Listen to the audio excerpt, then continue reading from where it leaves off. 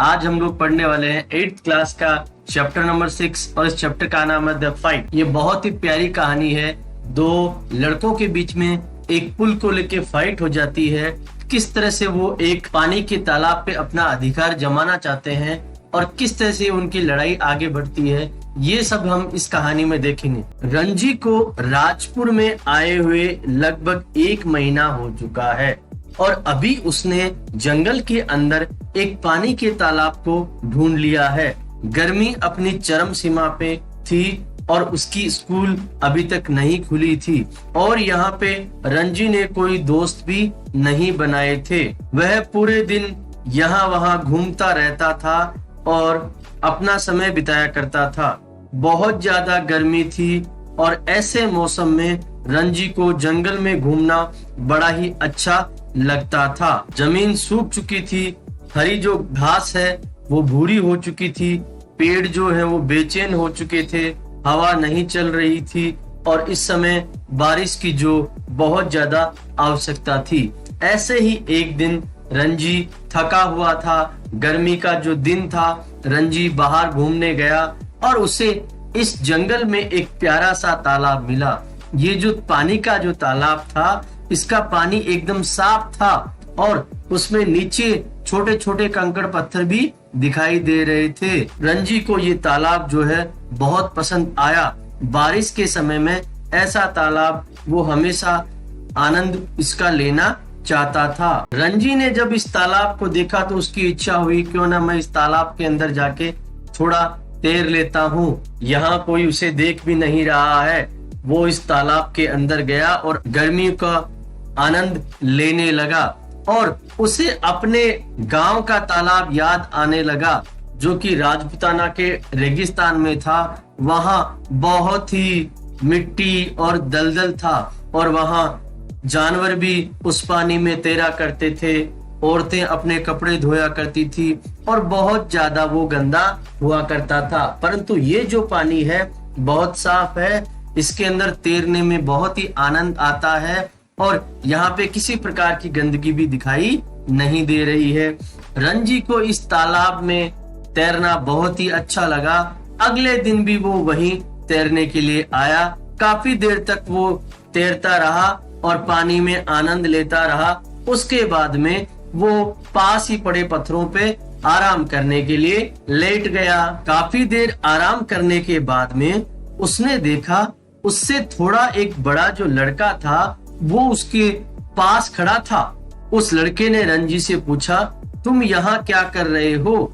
रंजी ने उस लड़के के साथ में दोस्ती करना चाहा और उसे कहा, मैं यहाँ पानी में तैर रहा हूँ, क्यों नहीं तुम भी मेरे साथ आ जाओ। उस लड़के ने कहा, मैं यहाँ केवल अकेला तैरता हूँ, ये मेरा पुल है और मैंने तुम्हें यहाँ तैरने के लिए नहीं बुलाया। ये जो अजनबी व्यक्ति था, इसका व्यवहार बड़ा ही क्रोध से भरा हुआ था और वो रंजी से दोस्ती करने के मूड में बिल्कुल भी नहीं था। उसने जमीन पे जोर से पैर मारते हुए कहा, क्या तुम मुझे नहीं जानते? मैं एक बहुत बड़ा योद्धा हूँ और तुम्हारे जैसे गांव के लड़कों से मुझे कुछ भी सुनना पसंद नहीं है। रंजी ने सोचा ये व्यक्ति दोस्ती करने के मूड में नहीं है, तो रंजी ने कहा, अच्छा तुम एक गांव के लड़के से लड़ाई करना चाहते हो, लेकिन मैं तुम्हें बता दूं मैं गांव वाला नहीं हूँ, मैं भी एक फाइटर हूँ। वो व्यक्ति कहने लगा, मैं एक बहुत बड़ा योद्धा हूँ और रंजी कहने लगा, मैं भी किसी से कम नहीं हूँ, मैं भी एक बहुत बड़ा फाइटर हूँ। दोनों एक दूसरे से इस प्रकार बहस करते रहे कि मैं योद्धा हूँ, मैं फाइटर हूँ, मैं योद्धा हूँ, मैं फाइटर हूँ और उससे ज्यादा कोई भी कुछ भी नहीं कह रहा था। उस लड़के ने अंतिम बार फिर से कहा, मैं बहुत बड़ा योद्धा हूँ। तो रंजी ने जवाब दिया, हाँ मैं तुम्हारी बात 3 बार सुन चुका हूँ। तो उस लड़के ने कहा, अगर तुमने 3 बार सुन लिया है तो तुम यहाँ से भागे क्यों नहीं?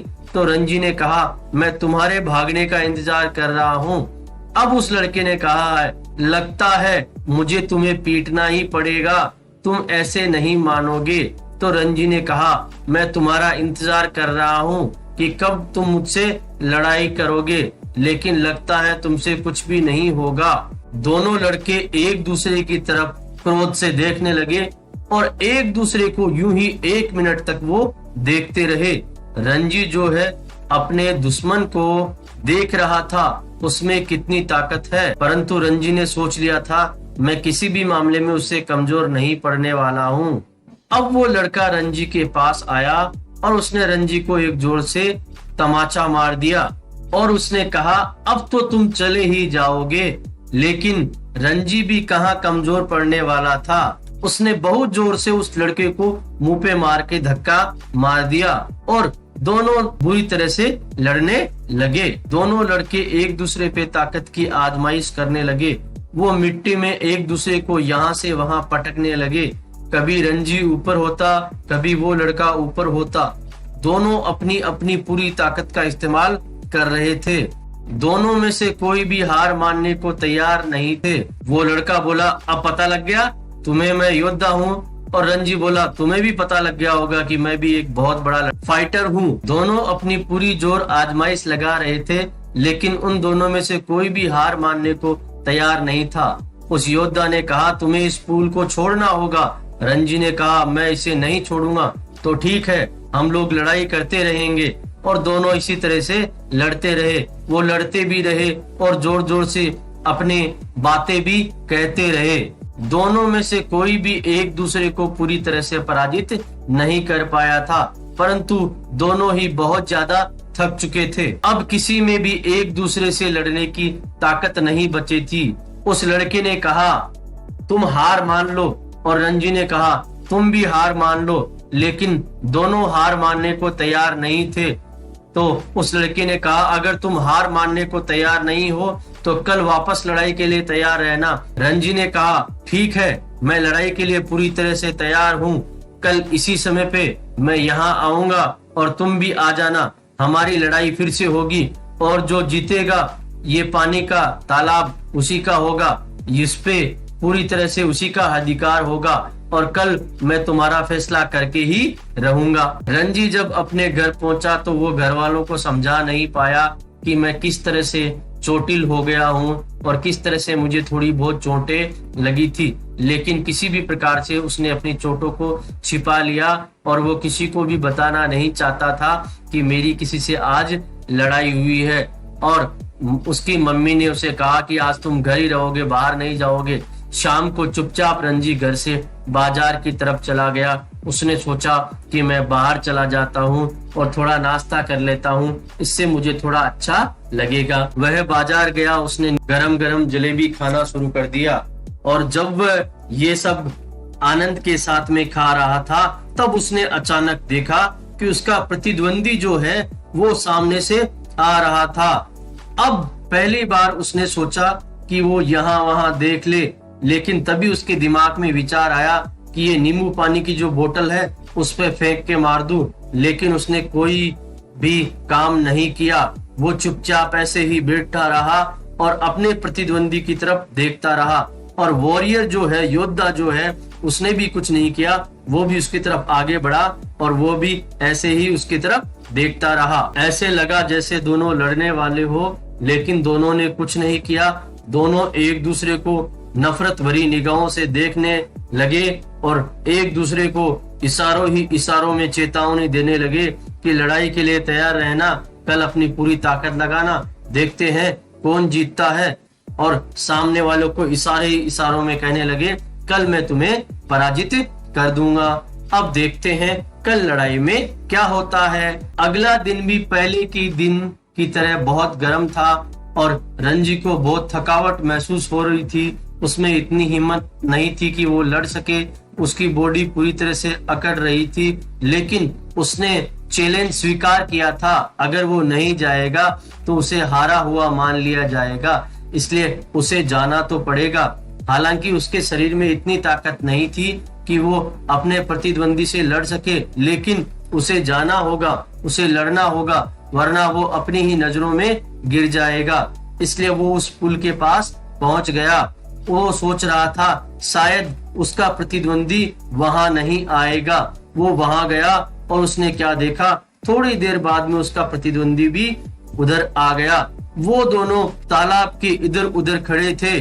उसके प्रतिद्वंदी ने कहा आ जाओ इधर और मुझसे लड़ाई करो। लेकिन रंजी उधर जाने के मूड में नहीं था। रंजी ने कहा तुम इधर आ जाओ और मुझसे लड़ाई करो। उसने कहा कि तुम पानी से तैर के आ जाओ और मुझसे लड़ाई करो, या तुम्हारे अंदर इतनी भी ताकत नहीं है। रंजी बहुत अच्छा तैराक था, वह इस पुल में बहुत बार तैर सकता था, इसलिए उसने बिना कोई मौका गवाए पानी में डुबकी लगा दी और वो पानी में तैरने लगा। और जैसे ही वो पानी में डाइव के साथ कूद गया तो उसका प्रतिद्वंदी है वो बड़ा ही आश्चर्यजनक मुद्रा में उसे देखने लगा। उसने कहा क्या तुम डाइव भी लगा सकते हो? रंजी ने कहा यह बहुत ही आसान है, और उसने एक बार फिर से डाइव लगा दिया। रंजी ने उससे कहा क्या तुम्हें डाइव लगाना नहीं आता? तो उसके प्रतिद्वंदी ने कहा नहीं, मुझे डाइव लगाना नहीं आता, मैं तो सीधा ही पानी में कूद जाता हूँ। क्या तुम मुझे बताओगे कैसे डाइव लगाते हैं? रंजी ने कहा यह तो बहुत ही आसान है, पत्थर पे खड़े हो जाओ, अपने हाथों को ऊपर करो और सीधा पानी में कूद जाओ। रंजी ने उसे डाइव लगा के दिखाया और उसका प्रतिद्वंदी जो है वो आश्चर्य भरी निगाहों से उसको देखता रहा, और रंजी बार बार उसको डाइव लगा के दिखाता रहा। उसका प्रतिद्वंदी जो है वो उससे बहुत अधिक प्रभावित हो गया। उस प्रतिद्वंदी ने भी पानी में डाइव लगाई, लेकिन वो ढंग से डाइव नहीं लगा पाया और रंजी जो है बहुत ज्यादा हंसने लगा। रंजी ने कहा क्या तुम पानी के तालाब को खाली करना चाहते हो? तुम ढंग से डाइव भी नहीं लगा सकते? तो प्रतिद्वंदी ने पूछा क्या मैंने जो डाइव लगाई वो ठीक नहीं थी? रंजी ने कहा यह बहुत अच्छी नहीं थी, तुम्हें थोड़ी और प्रैक्टिस करनी होगी, उसके बाद में तुम आराम से इसे सीख जाओगे। इसी के साथ में रंजी दोबारा पत्थर पे चढ़ा और उसने एक बार उसे फिर से डाइव लगा के दिखाया, और रंजी का जो प्रतिद्वंदी था उसे आश्चर्य से देखता ही रहा। रंजी पानी के अंदर तैरने लगा और प्रतिद्वंदी बहुत ही हैरान हुआ कि रंजी पानी के अंदर भी तैर सकता है। उसने कहा तुम्हें पानी के अंदर तैरना भी आता है? तो रंजी ने कहा बिल्कुल। तो उसने कहा क्या तुम मुझे ये भी सिखा दोगे? उसने कहा मैं तुम्हें बिल्कुल सिखा दूंगा, तुम चिंता मत करो, तुम्हें परेशान होने की जरूरत नहीं है। तुम इसी प्रकार से प्रयास करते रहोगे और अभ्यास करते रहोगे तो अवश्य ही जल्दी सीख जाओगे, मैं तुम्हें आसानी से सिखा दूंगा। तो उसके प्रतिद्वंदी ने कहा अगर तुमने मुझे नहीं सिखाया तो मैं तुम्हें पीट दूंगा और यहाँ तुम्हें रोज आना पड़ेगा और रोज मुझे सिखाना पड़ेगा।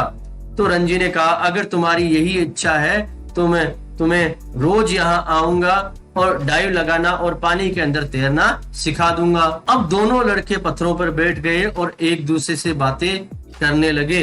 अब वो दुश्मन नहीं रहे।